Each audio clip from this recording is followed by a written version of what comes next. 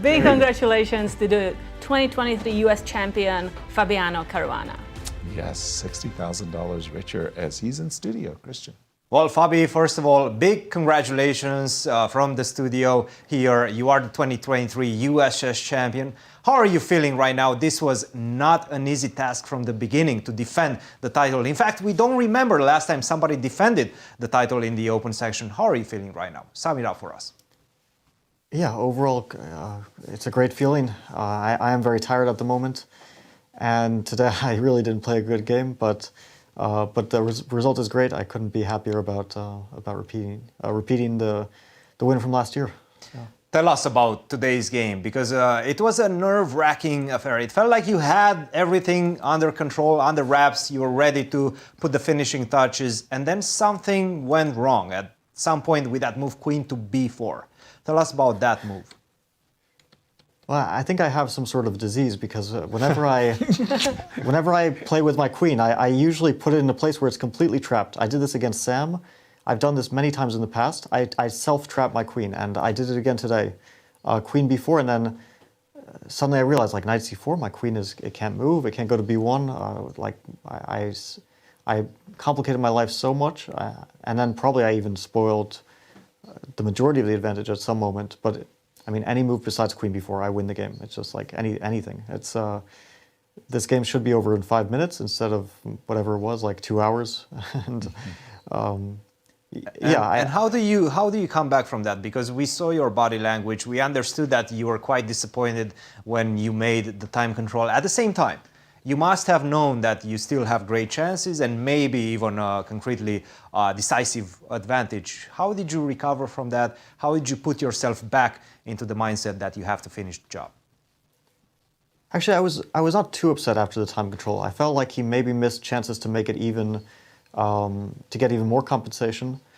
Like after the time control, I lost a pawn, but I got my coordination. So I did feel like I had a big advantage. But somewhere when we were both low on time, I really wasn't sure if I had almost completely spoiled it or not. Mm-hmm. And okay, I did keep an advantage the entirety of the game, but yeah, I was very unsure because my queen was going to some weird places and he was very active. And yeah, after the time control, I had already seen this a4 idea. I was actually surprised he went queen e4 because I thought other moves the queen is better placed. And yeah, after a4, I thought I have a very good chance to win anyway. Still, it wasn't easy because I wasn't. I think the position, you never let go of the advantage fully by any means. Yeah, this number is really not indicative of what I was feeling at the moment, but I'm glad to see that it was +3. Like over the board, it really felt like, of course, I'm pressing with no risk, but still anything could happen in terms of if I'm actually going to win this game. And only after he played g5, I was pretty confident. Like this g5 felt very wrong. I don't think that he's attacking in this position. And yeah, I felt like there should be several ways to refute this move. But queen b6 I thought was just a forced win. Like I didn't see any chance for him after that. Yep. Just had to see that after rook f8, basically, he can take on d5, but then he can't play rook b5 because there's rook f6. It even felt like there's like a margin, other rook and king g7, rook d6. It even felt like maybe there's some other ways to win as well. But okay, this was clean enough. And otherwise, yeah, my rooks become active. That's really the question is not the material in this position. The question is how active my rooks are. And once rook f8 comes, they're very active. Well, I have to ask you, Fabi, everything has been going swimmingly for you this year. You qualified for the candidates. You got, once again, back to that 2,800 level. It feels like you're fully back in this one, and also you defend the national championship. Who do you have to blame for this success? Well, I think I have myself to blame for some of my failures in the past few years. Especially the candidates. Last candidates was of course a huge failure. It was a rough period for some time. I mean, things seem to be a bit better now. I seem to be playing better, or at least maybe the quality isn't always there, but definitely taking some chances in tournaments when I can, and usually fighting for first place in most of my tournaments that I've played. And also I've been working very hard in general, like not just in in between tournaments, but during tournaments I've been fighting very hard, which is usually better than the alternative, which is like, let's say, some players, they lose motivation, and I was also in that position where I was at some point losing motivation a bit. So definitely it's very important to keep that, like, I don't know what the word exactly for it is, but let's say to keep that gumption, that you're always fighting as much as you can in a tournament. Sometimes it doesn't work out, like I had some very disappointing results this year as well, but in this tournament it did work out pretty well. Guys, any questions for our champion? Yes, indeed. Fabi, first of all, our congratulations. Absolutely. Back-to-back stellar performance. Well done. Today was an absolutely huge game. You're playing against Mishra, this 14-year-old phenom.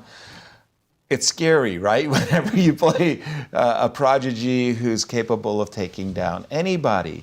I don't know if you were satisfied with your position at move 13. You just played this move Queen E2, and again, you won a very smooth game thereafter. Queen E2, Rook FC8, and basically you kept the advantage throughout. Now again, just thinking about your mindset, going back at the start of the position, you're playing against Mishra. He had this opportunity to play the move F7, F5. At first glance, maybe it wasn't something that you feared, but on the other hand, you're playing the guy who's in second place, who needs to beat you. And if he had played the move F5, did you consider F5 seriously? Did you have an intention if he had played, which is a pretty aggressive approach by Black? Well, to be honest, I didn't like my position in general. That's the thing. Yeah. So basically, I was already unsatisfied on the third move because he usually plays knight d7. I had something in mind there, and then he plays bishop d7 for the first time. And you had prepared against knight d7, not against bishop to d7 as choice. So you were dissatisfied right here. Yeah, I wasn't too happy, and then I remembered. Okay, first I remembered there was some game where Richie played c4, I think against Maxime, and it was like c4, e5, knight c3, knight e7, and I was thinking, okay, against him maybe it's fun to play a closed position, which is very tense, and in general I have a lot of experience in these types of structures, so then he quickly played, I was hoping c4 takes him by surprise, and he quickly plays this, and then I remembered that there was some game of Nepo against Giri, and it was like, it wasn't with queen d4, but at some point he played knight d4, then he played knight f3, and then he played queen e2, bishop d2, and rook b1 in some sort of order. It was like knight c6, knight f3, castle, bishop d2, something like a6, queen e2, rook b8, rook b1, and the point is Black shouldn't play b5 because White gets like rook ab8, rook ab1, b5, take everything, knight e4, queen e4, yeah, knight b5, knight e4, queen e4, rook b5, and White's pawns start to move. This is sort of what I remembered, but I couldn't remember what the move order is. And then I thought, why don't I play queen d4? And basically it seems to win a tempo. And then I confused myself entirely because on the one hand I thought like maybe h3 is more natural here to prepare bishop e3. But then I was like, okay, I'll play bishop d2. After a6, I'll play rook b1. And after rook b8, I was thinking, okay, maybe I'll play queen e2. And we get that game. And then he played knight g4. I'm like, what's the point of my play? I don't understand it. So my thoughts were all over the place. At some point, I was just like, okay, just make a move. I mean, I don't understand this position clearly. So yeah, I was a bit worried about f5. And if ef5, gf5, I guess, is the only logical way to kind of continue it. And then to put the knight on e5 and take back with the pawn and try to get those like... I mean, I didn't think I was worse, but I certainly wasn't happy with the result of the opening because, I mean, clearly he got an interesting position and I got under a little bit of pressure. I thought that, yeah, his rook fc8 was a bizarre move. I didn't understand it. Like, I kind of understood it, but I thought, why is he doing this? And then bishop c3, I also didn't understand why he took on c3. I thought, like, maybe knight g5 is normal. Like bishop c3, bc3, suddenly I'm in safety. First of all, I have a drawing mechanism if I ever want it. You have a repetition, which we've seen. Yeah. Yeah, which is nice, just psychologically. And then very quickly I saw c5 is a very dangerous idea. Right. Because if he takes the pawn, I put knight on b6. rook c7. I wasn't sure which rook to go to d1, but let's say rook fd1. He has to go to e8 with the queen, and then e5. And okay, I don't know, maybe black is not losing here, but it certainly looks very dangerous. It seemed that, in fact, black was losing here. Yeah, it was a really, really bad position for black. So your judgment was spot on. So I thought what he should have done was knight g5 after c5. I wasn't sure how big my advantage is here. No, after c5 already. I mean, clearly I'm better after c5, but knight g5, and then he takes with the pawn. And it looks very weird. No, not cd. I think knight e5 is necessary. Knight takes e5. Because cd I don't want to play, of course. Okay. And now d5. So knight e5 would be the game, but d5 is... And then he tries to get queen e8, knight d8, knight e6, and I didn't see exactly how I continue. I mean, certainly I'm again, very safe position, but do I have a big advantage? I wasn't 100% sure, although it does feel like black is in danger here. Well, once again, Fabi, our congratulations, Kate, for our champion. No, just congratulations. Really amazing tournament. And I like this game. I know you probably don't have great feelings about the game, but I feel like b takes a3 and then just pushing all the pieces away and then just having a win and maybe missing it with that queen before, but otherwise a very straightforward game. Yeah. Very, very impressive, Fabi. Get your rest. Still a big game tomorrow. Don't let this success go to your head. like Nepo, last round of the candidates, right? You won it with a round to spare. Yes. But our congratulations indeed, Fabi. And thank you. What a penultimate round this turned out to be, Christian. Oh, absolutely. Just